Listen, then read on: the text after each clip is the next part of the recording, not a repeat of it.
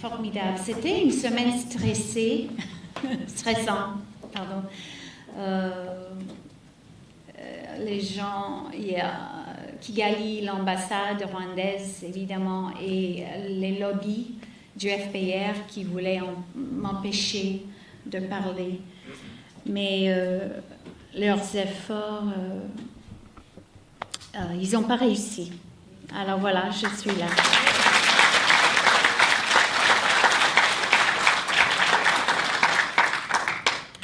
J'étais vraiment heureuse de voir Marie-Béatrice ce soir et d'entendre son témoignage émouvant et lucide. C'est une femme forte et quand son livre est sorti il y a longtemps, je l'ai acheté et lu rapidement et c'était tellement important pour moi parce que son livre validait tout ce que j'ai vu au Congo, ou presque tout ce que j'ai vu, ou les témoignages que j'ai recueillis. Alors, elle était une inspiration pour moi.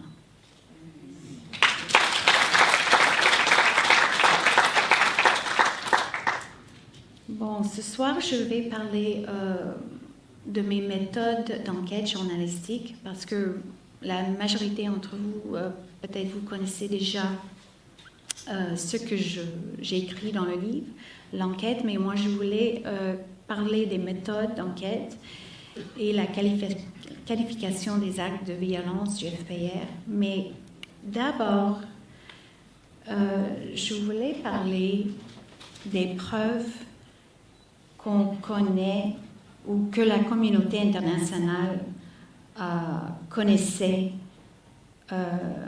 déjà en 1994. Les preuves des crimes du FPR contre les Hutus. Alors, je veux dire quelques mots sur le sujet de comment l'ONU et l'Occident a détruit, caché, dissimulé, occulté des preuves des crimes. Bon, les témoignages des gens, des victimes, m'intéressent le plus, mais les documents me passionnent aussi. Alors, je voulais juste dire un petit mot sur un câble diplomatique qui a été écrit au mois d'août 1994 par l'ambassadeur américain au Burundi, Robert Kruger. Et c'est un document qui est en ligne depuis un certain temps. C'est un câble qui était confidentiel à l'époque. Alors, ça décrit... l'ambassadeur avoue d'avoir entendu et d'avoir recueilli lui-même des informations, des témoignages très fiables des massacres des Hutus durant cette période, surtout au mois de juin et juillet 1994. Alors, les réfugiés Hutus, ils savaient, d'après les informations, raconter toujours la même histoire au Rwanda, que le FPR nous tue là-bas, nous tue au Rwanda. Alors, surtout, ils commencent à parler des massacres contre les déplacés, contre les Hutus à Kibungo, et les stratégies par le FPR de créer un Tutsi-land. Et il dit de son poste, les témoignages sont effrayants. Il dit parmi toute la violence et déception que j'ai observée ou entendue depuis mes 7 semaines ici, parce qu'il occupait un poste, il venait d'arriver dans la région. Rien n'est comparable à la cruauté intentionnelle et méthodes sournoises des activités depuis quelques semaines dans le sud-est du Rwanda, la région contrôlée par le FPR depuis fin avril. Alors, ensuite, il décrit, il résume les tactiques, les moyens de massacrer les gens, les civils, Et c'est assez détaillé. Et son analyse, et il paraît que il dit que le FPR était en train de commettre des violations, mais cela se fait sans qu'on est capable de parler en général de ce comportement ou les opérations systématiques. Alors, il parle aussi du fait que les journalistes sont soigneusement, les journalistes qui venaient de l'étranger pour faire la couverture du génocide sont soigneusement gardés par le FPR. Et il demande aux autorités américaines d'enquêter. Alors ça, c'est juste un exemple de ce que les États-Unis savaient à l'époque. Et je voulais aussi citer un petit exemple d'une interview qui est récemment publiée dans un journal sud-africain où la journaliste à l'époque, elle connaissait Roméo Dallaire. Elle s'est asseoie avec lui et à l'époque, c'était 6 ans, je crois, après le génocide et Roméo Dallaire, apparemment, il souffrait toujours du traumatisme, il a dit, et puis il a avoué aux journalistes qu'après le génocide, il a reçu des messages des sœurs religieuses québécoises qui vivaient au Rwanda depuis longtemps. Ça, c'était en 1994. Et leurs multiples messages disaient que les Hutus étaient en train de disparaître chaque semaine. Ils ont été pris de leur foyer dans la nuit et jamais revus. L'idée, il a dit aux journalistes que l'idée que les libérateurs, le FPR, auraient pu tranquillement nettoyer la société des membres de la majorité Hutu et doucement kidnapper les Hutus sans laisser une trace, l'idée était terrifiante. Dallaire disait qu'il recevait des informations similaires des autres sources crédibles. Mais il n'a jamais, Roméo Dallaire, évoqué ces informations graves dans son livre « Shaking Hands with the Devil », qui était publié par ma maison d'édition d'ailleurs. Et il continue aujourd'hui d'avoir un lien étroit avec Kagame et son gouvernement. Ce matin, j'ai lu sur Twitter, c'est Gaspard Moussa Bimana qui a mis sur Twitter une ancienne interview de Dallaire où il avoue que les massacres ont été commis par les deux côtés et il qualifie, c'était en 1994 qu'il a donné l'interview à Radio-Canada, il qualifie la violence comme un génocide politique national et non pas purement ethnique. Aujourd'hui, cette semaine, il m'accuse d'être un négationniste pour promouvoir l'idée du double génocide. Alors, je voulais juste faire très brièvement citer des preuves systématiquement rejetées par la communauté internationale. Une synthèse. En mai 1994, on sait que la MINUAR, les États-Unis ont reçu, l'ONU ont reçu les rapports, Situation Reports, que les forces de Kagame étaient en train de chasser et tuer en masse les Hutus dans l'est à Kibungo et ils ont jeté des corps dans le fleuve Kagera. Alors l'ONU savait que les cadavres qui flottaient dans le fleuve à partir du mois de mai, début mai, juin et juillet étaient des Hutus. On avait aussi le rapport Gersony. On a vu aussi un groupe de réfugiés Hutus au Congo et en Tanzanie qui ont fait une enquête partielle avec les noms de 20 000 victimes, surtout au Buyumba, tuées dans les zones du FPR. Cette liste avec les circonstances des massacres a été transférée au TPIR et le tribunal l'a enterré. J'ai la liste dans mes archives. La liste des victimes, 20 000 personnes, c'est dans les documents digitaux qui étaient fuités à moi par quelqu'un au tribunal. Ça a été enterré, rejeté, caché. Il y a les listes, vous connaissez, Joseph Matata, les listes de 18 000 victimes au Gitarama que André Sibomana avait recueillies, que Joseph Matata a travaillé là-dessus, et puis Twagi Amungu et Sesson de Shonga ont donné la liste au TPIR, et ça, c'était occulté aussi. Jamais de poursuite après ces preuves. Les preuves contre le FPR dans l'attentat du 6 avril ont été rejetées aussi, enterrées. Alors, on a vu le déni de justice au Rwanda pour une partie des crimes, les crimes perpétrés par le FPR. La justice internationale a fait obstacle à la manifestation de la vérité en faveur du FPR, ce qui constitue pour moi un délit pénal. On connaît tous les enjeux géostratégiques, mais je voulais entendre vos avis sur qu'est-ce que vous pensez. Quel est l'objectif ultime du tribunal? Quel a été? Alors, malgré cette ingérence politique, la découverte de la vérité des faits reste pour des Rwandais importante et devrait être poursuivie.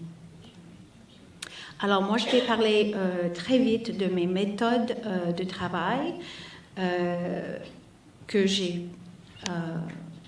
des méthodes que j'ai utilisées pendant mon enquête qui durait longtemps.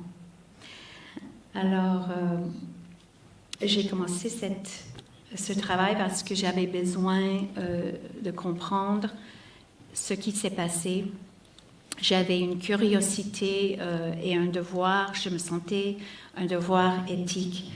Je suis souvent accusée d'avoir un agenda politique. Presque toutes les semaines, j'entends ça. Alors, j'essaie d'expliquer que pour moi, ce que j'ai vu au Congo m'a tellement troublée pendant des années et j'avais besoin de savoir. Alors, j'ai commencé simplement par tissant des liens avec des Rwandais pendant plusieurs années. J'avais interviewé déjà beaucoup de gens au Congo.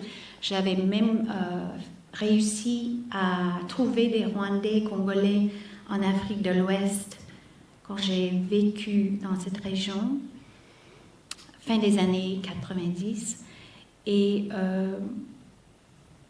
il y a beaucoup d'entre vous en exil qui m'ont aidé à rencontrer d'autres témoins. Pour moi, c'était très important de trouver des témoins oculaires. Alors, la première catégorie de gens que j'ai interviewés, c'était des Hutus, des victimes. Pas juste les Hutus, mais principalement au début. Alors, je me souviens que Joseph Matata m'a beaucoup aidé à trouver des témoins oculaires. Jean-Marie Ndaji Jimana, Faustin Twagi Amungu. J'ai rencontré les gens dans les sociétés civiles. J'ai commencé lentement, mais chaque fois je rencontrais quelqu'un, je demandais toujours, est-ce que vous connaissez d'autres qui sera peut-être disponible ou prête à me donner des témoignages.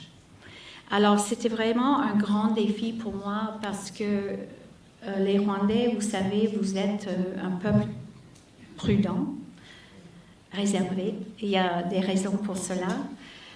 Je comprends tout à fait. Et il y a aussi une méfiance des étrangers, des mobiles des étrangers. Alors, c'était un long processus, mais je crois qu'on a tissé les liens et petit à petit, j'ai réussi à faire des confiances, à vous comprendre. Et je pense que de plus en plus, avec les mois et les années, je pense que les gens ont commencé à réaliser que j'étais de bonne foi. Je me souviens que j'avais fait des interviews aux États-Unis. J'ai rencontré 2 ou 3 personnes dans le nord-est des États-Unis. Et après ces interviews, ils sont allés à mon contact pour dire que c'est sûr que je travaille pour Kagame. J'étais espionne.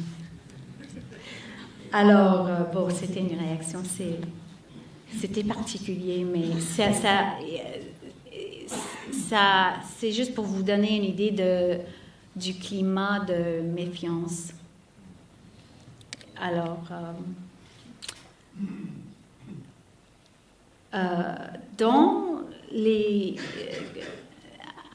souvent quand je rencontrais des gens, il fallait vaincre la peur, parce que on peut être d'accord pour faire une interview, mais on n'est pas toujours d'accord à répondre à toutes mes questions. Alors, j'ai essayé souvent d'écouter les gens, de laisser les gens parler de leurs expériences et leur parcours, parce que je sais que quand les journalistes demandent trop de questions, ça coupe l'histoire. Alors moi, ce qui m'a fasciné le plus, c'est souvent de laisser les gens parler pendant des heures. Et souvent, pour la majorité de beaucoup des interviews, j'ai rappelé ou j'ai rencontré des personnes 2, 3 fois, et j'ai des sources, des personnes en qui j'ai beaucoup de confiance, que j'ai passé il me semble des mois j'avais l'impression que je vivais avec eux, dans leur tête. Alors, vous savez, j'ai voyagé partout, j'ai fait beaucoup d'interviews sur Skype, WhatsApp, et j'ai beaucoup, quand les gens me laissaient en personne, j'ai beaucoup d'interviews enregistrées. Et ça m'a permis de découvrir les éléments inattendus, comme la participation civile des cadres du FPR. C'est un phénomène complexe et j'avais jamais entendu ça. Et tout d'un coup, ça sortait d'une manière, c'était spontané. Et quand j'ai appris qu'il y avait cette participation civile dans les crimes du FPR, les Tutsis, peut-être un pourcentage des Tutsis livraient les Hutus, surtout les leaders de la communauté Hutu, aux mains du FPR. Ça m'a tellement surpris. J'ai rappelé beaucoup de mes sources et j'ai dit, pourquoi vous ne m'avez pas dit ça? De mes sources, des ex-membres du FPR, vous n'avez pas demandé. Vous n'avez jamais demandé. Alors, bon, c'est comme ça. Alors, pour vous dire, la première catégorie des gens que j'ai interviewés, c'est ce qui est vraiment la fondation de mes interviews, plus que 200 interviews que j'ai faites, c'est les victimes. Les victimes directes et victimes oculaires, des témoins de contexte ici. Témoins de contexte, Congo, Rwanda, Ouganda, en Europe et Amérique. Et la majorité des gens que j'ai interviewés ont subi une violence inouïe. Alors, deuxième catégorie de témoignages qui a renforcé le récit des noms des témoignages Hutus étaient les interviews que j'ai faites avec les ex-membres du FPR, les soldats, les officiers qui ont quitté le régime. Ils ont quitté, ils étaient des soldats dans les bataillons. dans le haut commandement, le garde-corps de Kagame. Il faisait partie des opérations spéciales, le DMI. Ça, c'est très important. Military Police et le Training Wing. Alors, ils ont couru beaucoup de risques pour me donner des témoignages. Et ce sont ces officiers, ces jeunes soldats, jeunes à l'époque, quand ils ont rejoint le FPR, ce sont eux qui m'ont vraiment, qui m'ont aidé à pénétrer, à infiltrer le FPR, parce que bon, le succès du FPR, les méthodes sont la façon qu'ils ont infiltré. Alors, j'ai cette idée que de ma façon, j'ai infiltré leur système aussi. Voilà. Alors, avec le témoignage des Hutus, des ex-membres du FPR, j'avais un autre élément de corroboration, c'est avec des documents, des enquêtes spéciales du TPR, des dizaines de déclarations détaillées, des déclarations, des témoignages, pour la plupart des ex-membres du FPR, mais ces déclarations sont très crédibles parce que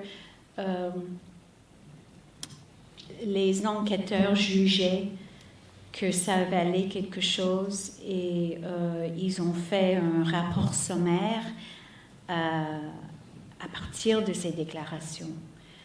Alors, il y a une certaine crédibilité des preuves dans ces déclarations et jugeaient que les témoins qui rencontraient, pour la plupart, c'était des témoins qui avaient fui et ils étaient pour la plupart en Ouganda, mais aussi dans d'autres pays. Et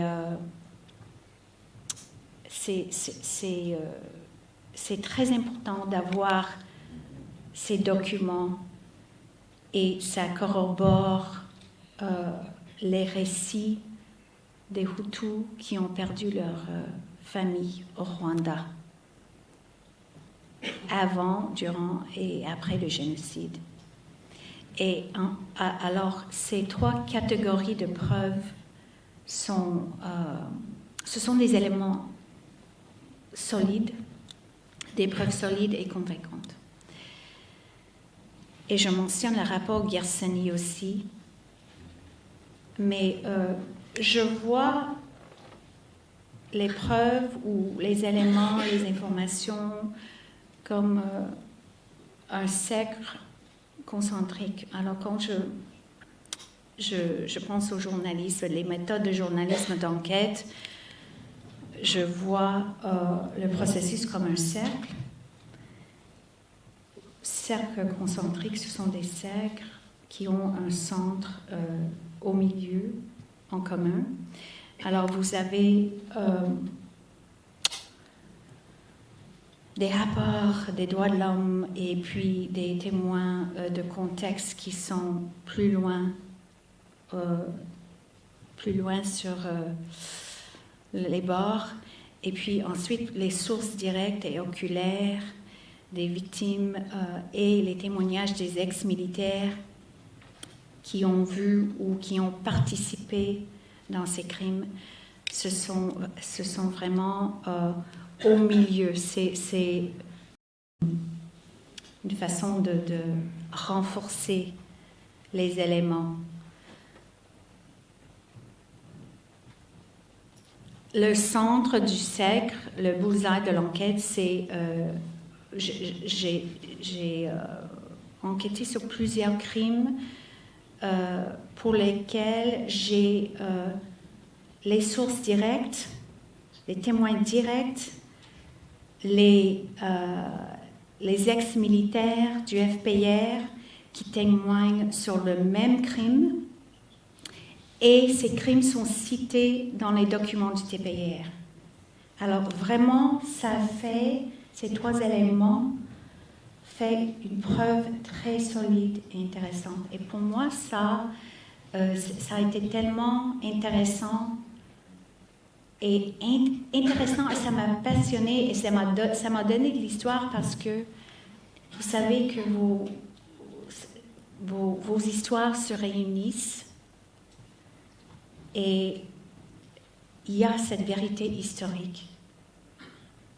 Alors, je connais un peu, ces preuves-là ou ces crimes dont je parle, c'est des crimes à Giti, Rotare, les massacres au stade de Buyumba, les escadrons de mort à Ndara. Tous ces crimes, on a des témoins directs, Tutsi, Hutu, et cités dans les documents. Massacre Ngara, Husumo, plusieurs endroits à Buyumba, Kibungo, Butare, Kigali, Gakurazo, Gitarama. Le phénomène des techniciens, des commandos du FPR et les faux feux, le phénomène des abacadas. Alors, après tout, ça crée une fiabilité des sources et une cohérence. Les témoignages recueillis sur les massacres du FPR, par le FPR des civils Hutus sont suffisamment nombreux et divers qu'ils établissent une vérité historique. Les témoignages sont multiples. Il y a une cohérence parmi les centaines de récits et déclarations orales et écrites. Alors, juste un petit mot sur la pertinence du mot génocide pour qualifier ces massacres, parce que j'ai été beaucoup critiquée cette semaine, et je suis souvent critiquée pour avoir osé qualifier ces massacres comme un génocide. Mais moi, j'ai expliqué dans les conférences que je n'ai pas eu de choix. Les faits ont été devant moi. J'avais pas l'intention de qualifier ces crimes comme un génocide quand j'ai commencé cette histoire, quand j'ai commencé l'enquête. Mais la grande majorité des Hutus que j'ai rencontrés, quand j'ai posé la question « Pourquoi est-ce que vous avez fui? Pourquoi votre maman a été tuée? Pourquoi vous avez été appelé à ces fameuses réunions où les soldats du FPR ont commencé à tuer tout le monde ?» Et souvent, la majorité du temps, c'était parce que je suis Hutu, parce qu'on était Hutu. Ensuite, les soldats du FPR, j'ai toujours demandé, mais pourquoi les milliers de gens étaient invités au stade de Buyumba et ensuite tués? Les hommes, les femmes, les bébés, les vieux, parce qu'on voulait éliminer les Hutus, parce que le FPR voulait éliminer les Hutus. Alors, ça se renforce. Alors, ce qu'on voit, ce que j'ai vu à la fin de mon enquête, c'est en regardant les témoignages et tous les éléments, il y avait la preuve des faits similaires, l'ampleur qui m'a... j'étais convaincue que de tout doute raisonnable que le FPR a œuvré à exterminer une partie de l'ethnie Hutu. Alors, c'était ma décision. Il me paraissait un peu lâche à faire tout ce travail pendant tellement de temps et d'expliquer, bon, voilà, vous avez des crimes ou des témoignages ou des éléments et des preuves et je ferme le chapitre sans expliquer ce que je pense. Je ne suis pas juriste, c'est vrai. Je suis souvent critiquée parce que je suis journaliste et c'est seulement la justice, les avocats, les juges et les tribunaux qui devraient qualifier les crimes, surtout le crime du génocide. Mais on a qualifié très vite, je parle des chercheurs et des journalistes, et l'ONU a décidé de qualifier les crimes contre les Tutsis dans les mois après le génocide en 1994, avant que la justice a pris cette décision. Alors moi, je me suis dit, après 20 ans de travail, avec une certaine connaissance des faits, je pensais que c'était un devoir pour moi d'expliquer ce que mon travail représentait. C'était trop évident.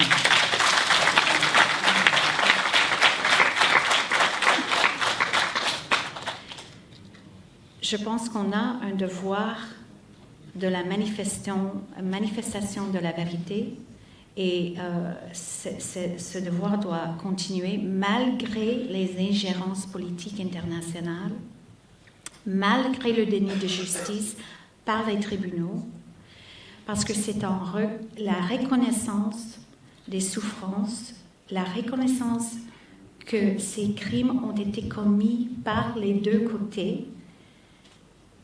C'est comme dans cette reconnaissance qui va nous amener, et encourager les Rwandais à se réconcilier. Et c'est très important de rétablir une vérité historique pour la prochaine génération, à mon avis. Et c'est votre avis aussi.